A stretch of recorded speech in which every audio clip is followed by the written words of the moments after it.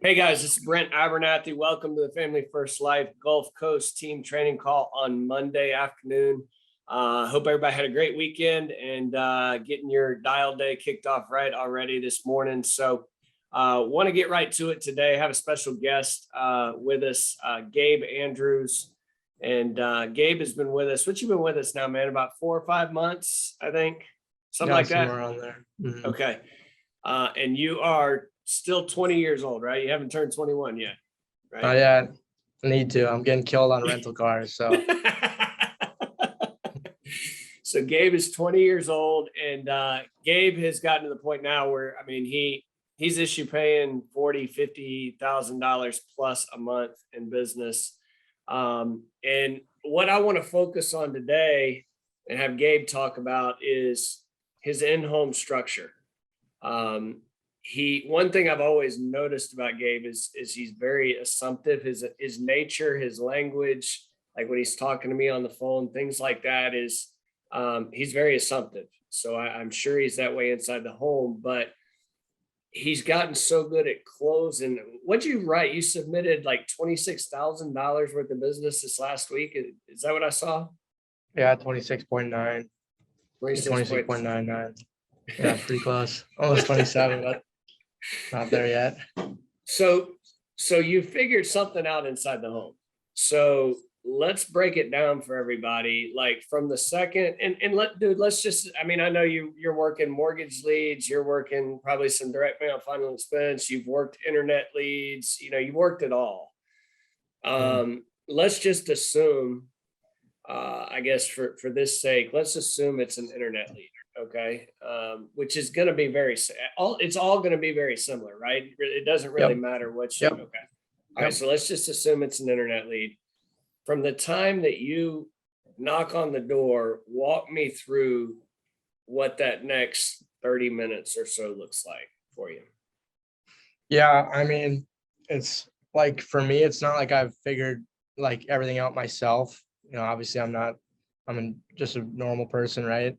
I feel like I've just, through trial and error, I was not very good in the beginning. So I just, learned some things, and then trainings. I've just took bits and pieces from, you're here, every top producer, I'm just took bits and pieces that work well in the home. And then you get the real result when you apply it, if it works or not. And then it just locked in. So for me, when I knock on the door, I'll knock on the door and be like, I'm Gabe. What's going on? My name's Gabe. I'm obviously the guy you spoke with on the phone. Do you want me to take my shoes off? And they're always like, no. And then if it's like a nice house or it's snowing out, I'll be like, no, it's all good. I'll take my shoes off. And then one thing that I just recently started doing, which I think helps me like close at a high level, is like, I used to be like super serious, like it goes bits and pieces, right? But now like I'll, crack a couple jokes with them, just keep it light, keep it like that, just, make them like me. And like I literally yesterday, it was like 2,500 AP. And they're from Liberia, and they're like referring to me as their, African son, like that, like stuff like that just changes, right? And the conversation's different. Right. So I'd say for me, when I go in there, I'm trying to be, humor with them, crack a few jokes, just kind of create some sort of rapport with them. And then I'm like, yeah, we can just sit at a table or whatever is comfortable for you guys. I just kind of have to write a little bit of stuff down. So just need like kind of like a surface. They're okay, we'll go to the table.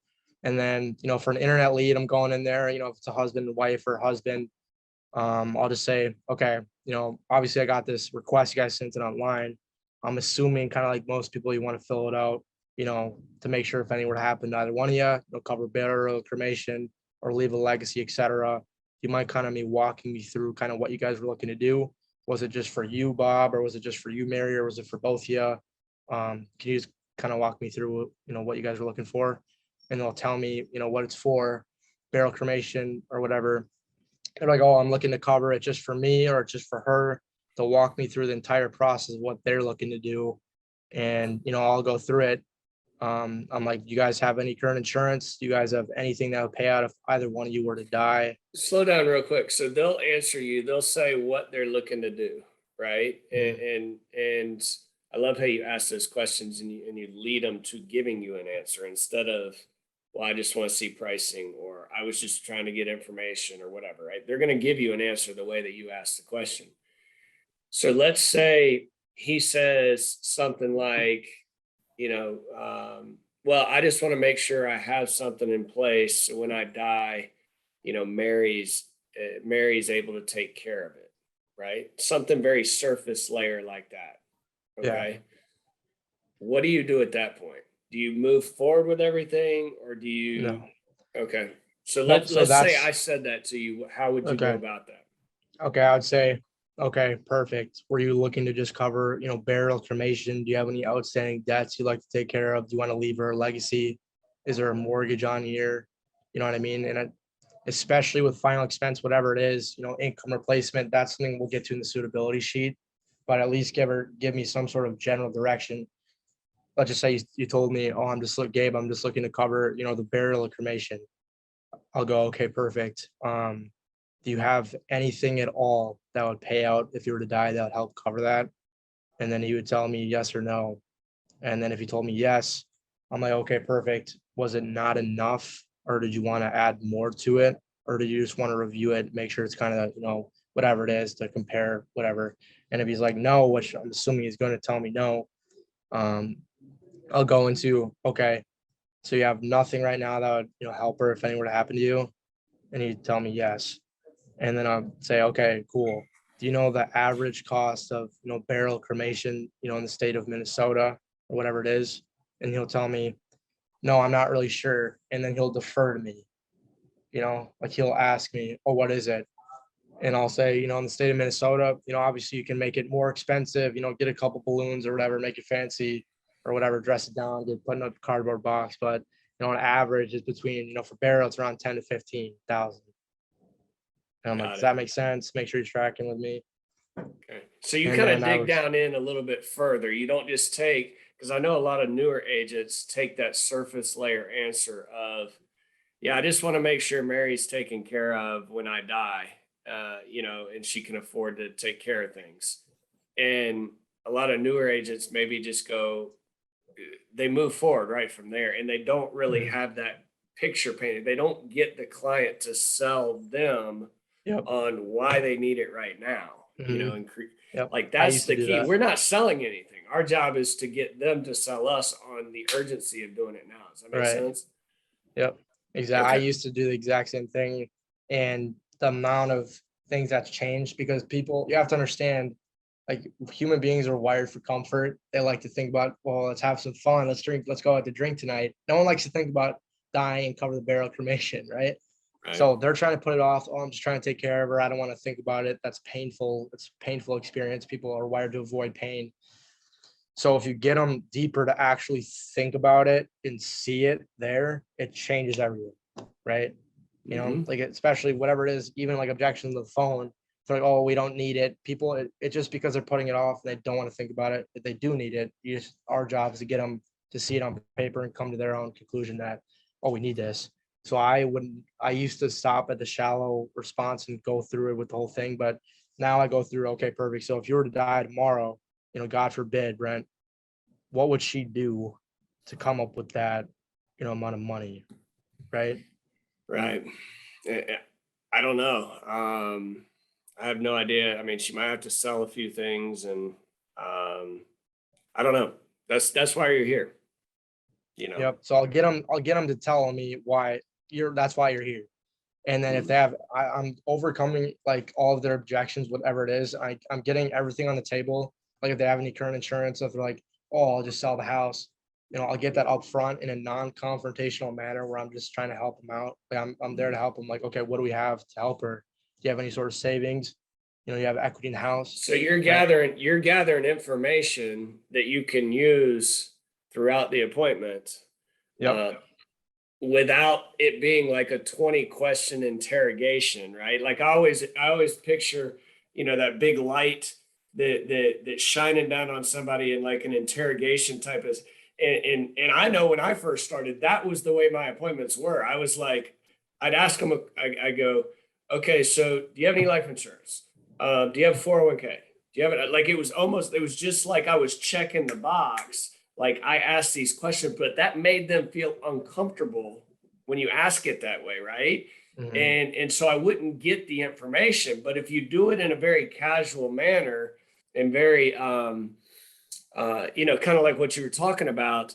They're going to give you the answer very casually. They're going to give it to you right away, as long as, but it's an assumptive nature of, in your mind that, hey, they're going to give this to me. Does that make sense? It goes hand in hand. Yeah. And one thing I'd like to add that's important, like psychologically, is like the reason, this is just stuff I've recently picked up, like this at a high level. But like when you're with them, automatically you want to put yourself on their side, like pour compassion into them, put yourself on their side. Don't be awkward. I know it's hard if you're nervous up front, but because if you're traditional, like this, I think people think of sales, especially a client. If you're acting like whatever, it's like, oh, it's me versus you. I'm trying to sell you, or they're trying to sell me, and they get defensive. Like there's automatically sales resistance in their head. So if you can be like, yeah, the point of me going through all this is just to make sure, whatever you guys have as a family, we're, obviously putting the best thing in place, whatever resources that she's going to have, get a, full perspective on your guys' situation as a family, so we can figure out kind of the best solution that's obviously going to work to make sure, right? So that's kind of gives me permission to ask those questions, and they feel comfortable because he's trying to help me. He's on my side. We're trying to figure out what's going to make the most sense. And that's especially for me in selling. I'm not, I say this all the time. I say affordable. I put myself on their side, right? And then when they give me when they tell me, oh, that's why you're here. Okay. That makes sense. Right. Right. So you move forward from there. Right. And before we go forward, I do want to mention this. Like you made the comment about, if you're uncomfortable, which it can be uncomfortable for especially for a new agent, right? That's just learning how to do it. Of course. You can never go wrong. And this goes to what you said earlier too, about getting them laughing and kind of joking around and things like that. You can never go wrong with self-deprecation. Okay. So like making fun of yourself, cracking a joke about yourself. There's never a time where that would be the wrong answer. Right. And so, see, I think a lot of times, Gabe, and I was 100% this way when I started. I felt like I had to be like the professional and this and that. And I wasn't self-deprecating. I wouldn't make fun of myself, and I was too serious. I'm serious by nature. That's just who I am, but I had to learn to loosen up, and I had to learn to make fun of myself. And as soon as you do that, it's crazy how quickly their guard gets let down as well. Yeah. And they feel more comfortable with you. Yep. 100%. So, all right. So you got a good why painted, you dug down into that. They've said, why you're here. They've painted that picture. What do you do at that point when they've sold themselves and sold you that they need it? Where do you go from there? So when I go from there, I'll say, perfect. So what I do as an underwriter is we'll just go through the suitability worksheet with you guys. So basically, there's a bunch of different programs and companies in the United States. They're all A-rated that do this. What I do as an underwriter is go through, age, income, whatever it is, health, all that type of stuff, get a full perspective on you guys. And then I'll go through the, underwriting guidelines and shop around for you guys and kind of pair you kind of with the best one that, give you the most that you guys are going to get accepted for. Right. And then I tell them, you guys get to customize. Once we figure out the company that we're going to match you guys both up with, you guys are going to get to customize this based on, however much coverage we're looking to do. That's also going to be affordable. Right. Dude, I give them control. I'm getting all excited as I'm listening to you, because little things like that make a huge difference. Like, you guys get to customize this, right? Yep. So I give them control. Yep. And the biggest policies I've sold, and the best sales I've ever had is when I give them complete control, because then they're like, oh, it's fun for them. Like, people don't like to be told this and that. They like to have creative control over it, right? Like, even like talking, like, I like to talk, right? And like, it feels good, right? You feel smart. Like, you want to talk, I want to talk, whatever it is. Like, people like to do stuff and they like to feel a part of the process, and people like to buy things and they don't like to be sold. So as much things that we can do to be like, I'm just here to help you guys. I'm not here to sell you, lower the sales resistance. I'm just here to point you guys in the right direction. I'll shop around, figure out the best company that'll give you the most, right? Mhm. And then you guys get to customize this based on, however much coverage you want to have. If you guys want to, you know, you know, leave a legacy to the full 30 or whatever it is, we'll do that. But whatever it is, that's affordable, to cover whatever we need to have covered, that's what we'll send you in for. And then I'll tell them, obviously I like you guys, like I would approve you guys right now if I could, right? But I don't approve you guys, the company will. So whenever you guys, whenever you guys built out whatever we need to have covered, you guys are cool with it, it's affordable. I'm just the guy that's going to help you send to the company, and they'll give us a yes or no, green light, red light, approved or decline. Okay. And that's what I'll say. And then one Very thing I kind of, assumptive. You're using language, very assumptive. Here's what we're gonna do, that type of stuff. And again, like you said, you're taking the sales pressure off. I'm just the guy that helps. They're the insurance company is the one that's going to give us the red light, the yellow light, the green light, whatever. yep. So no, okay, I love it. So what now? You go through, you explain the process to them, and then what? Yep. And then I go through the suitability sheet. So if it's final expense, I'll go through that sheet, and I'll go through what I'll start with. I'll start with, age, names, and then I'll go through, and then I'll tell them I'm not allowed to show you guys anything outside your debt to income ratio. So I'll go through their income, and then that gives me permission to go through all their budget too. And then I'll go through health, and I'll figure out the company, what it is, and then I'll go through their budget to figure out.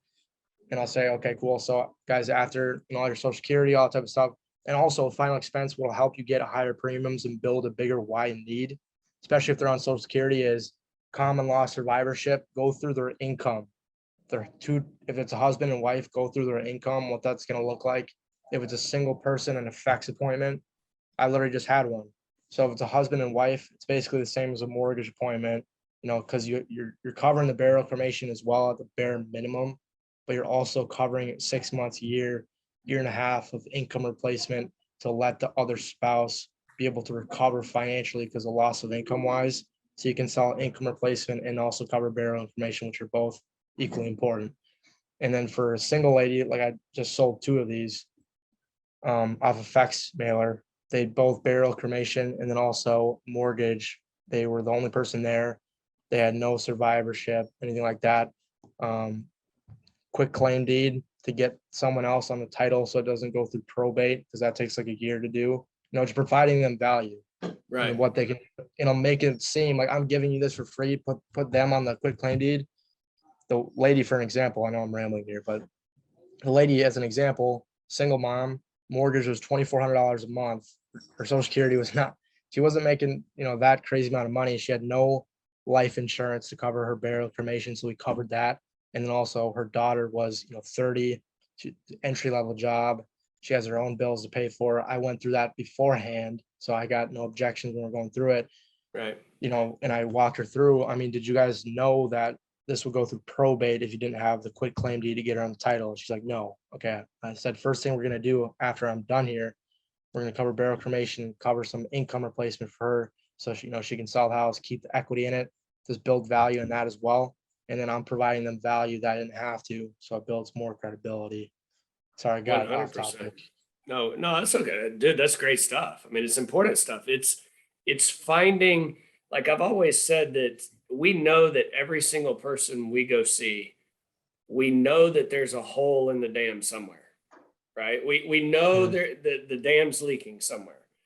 Our job is to find out where the hole is and find the solution to plug the hole in the dam up, right? Right. And that's what the digging down into things and the getting to know their specific situations, that's what that's all about. We aren't just oh, hey, you want 50,000 worth of coverage. Okay, I can do this much. I can get you 50,000 for this much with this company. Do you want it type of deal? Look, we're not quote givers, right? Quote givers in the insurance industry make about $25,000 to $30,000 a year, right? They just sit there and send quotes out all day long and just sit there and hope that somebody says yes. And they make about $25,000 or $30,000 a year. We're different than that. We dig into the why. We find out. We get to know them and their specific situation. That shows we care, but it also gives us ammunition to know where that hole in the dam is and how to plug it up and how to Yeah. build value to what we're doing for them. So, Mhm. all right, so you get to that part, you go through the credibility or the suitability worksheet, whatever, and then where do you go from there? Is that when you show pricing, or what, how do you do that from there?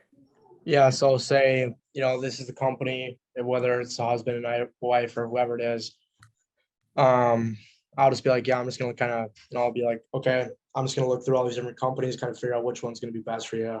And then I'll just look through my underwriting guide on my phone, Mhm. and then I'll figure out the company, and I'll say, okay, perfect. So it looks like we should be good to go through a company called, like, whatever it is, Americo Mutual, whatever it is.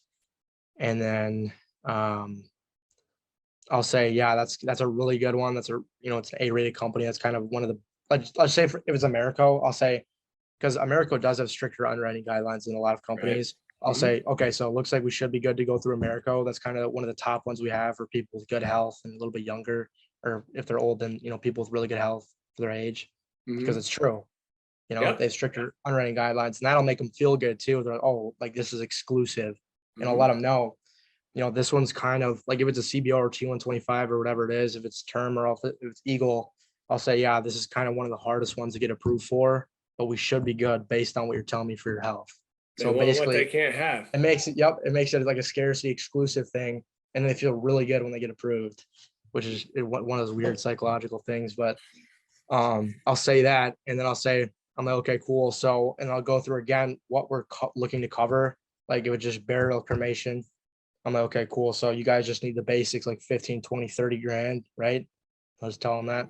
And then it gives me permission to show them higher stuff. And then I'll say, okay, cool. So I'm going to figure out kind of the rates for those different coverage amounts. And like I said, you guys get to customize this. So this is just a starting point.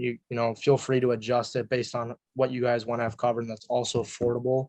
Right. Okay. And I said, there's no need to overspend on insurance. The goal here is not to, overspend on anything that we can't afford.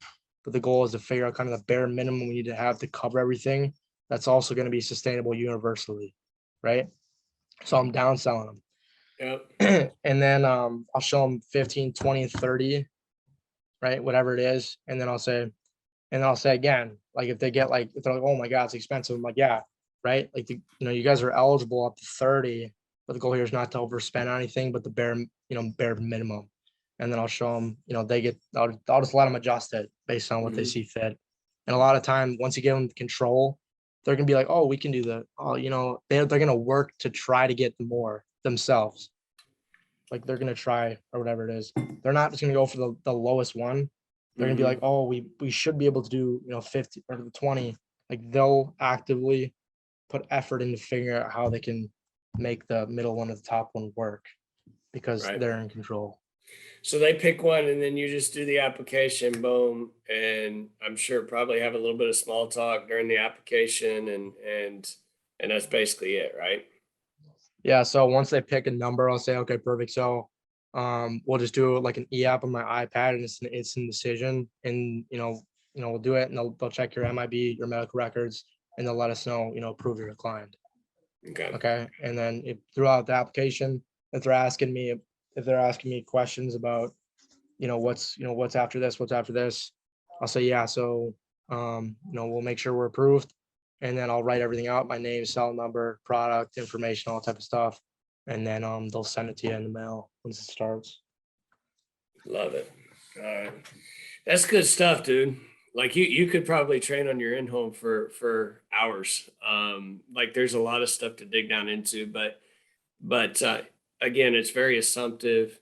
Um, I can also tell you treat this like a profession. This isn't a hobby to you. Like you pay attention to things, you learn different things, you seek out knowledge that you can use to help you get Right. better, and that's important. Now, let me ask you this one other thing before we get back to work. I let you get back on the phones and dialing. Um, this is you haven't been around long, been around a few months.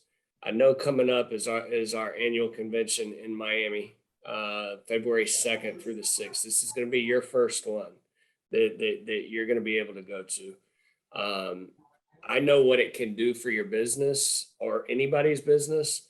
but I'm just curious, what are you most excited about leading up to convention in Miami? Like leading up to it, or like what Yeah, am I like what most are you most excited? excited about? What are you looking forward to getting out of convention at Miami? I would say first off, going to Miami. It's damn cold up here, right? Crazy. I haven't seen the sun in like 3 years, bro. Truth. Yeah. True. So I'd say number one, that. And then I would also say it's gonna be really cool to just the atmosphere for it, and then just perspective and like see, like just to see what's possible and at the event, everything like that. Like Evan said, like it changed his whole thing when he went to one. And I'm just Mhm. kind of anticipating, that type of experience. And also say just learning more about just the business and different things I can do better. Right. Um, How to build the yeah, business, get around people exactly. Yep. who have built the business, along I would with say that selling a lot of. primarily that. Yep. Yeah. Well, that's awesome, dude. Well, I would encourage you. I know we're still a couple weeks away or whatever, but in regards to that, I would encourage you to treat it as a business trip. I mean, it's the second through the sixth. So you're going to be in Miami for 3 or 4 days, right? But it's a business trip to Miami, and use every single waking minute trying to get around people who you figured out the whole sales thing, selling 40, 50, 60,000, right, a month. So we can always get a little bit better on that, but I would encourage you to get around people who have built the business, especially younger folks, like yourself. What are they doing? How are they doing it? How are they taking advantage of social media? How are how many people are they recruiting and hiring each week, like that type of stuff, as well. Just again, just to build that network of people that you can have. You're dude. I mean, you couldn't ask to be in a better position and with better people than you have with Evan and Ty, and so you've got a lot of knowledge within your group that you're close to, but also just reaching out and getting ideas from other people and things like that you can really use to springboard, your business, and, get you by midsummer, get you to, $300,000-400,000 a month issue paid in your group. So I'm excited about it, man. I always love seeing agents go to their first their first convention and seeing what they get out of it. And obviously looking forward to seeing you here in a couple weeks too. And dude, I'm proud of you. I'm proud of you. It's only the beginning.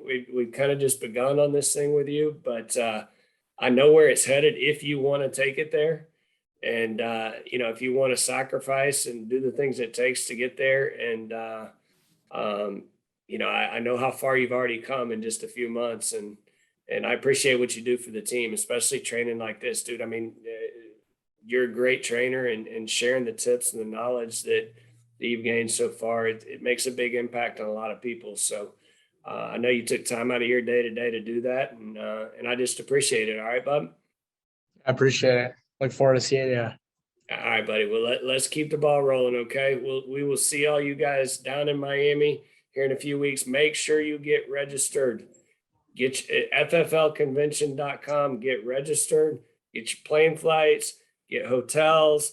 If you need help trying to figure out your schedule, what to do, where to stay, any of that type of stuff, reach out, to your manager, and we will do everything we can to help you and make sure that you can be there to help grow your business and get better. So, Gabe, I appreciate you, brother, and everybody have a good rest of the day. We'll talk to you guys soon. Bye bye. Sounds good. See you, Brian.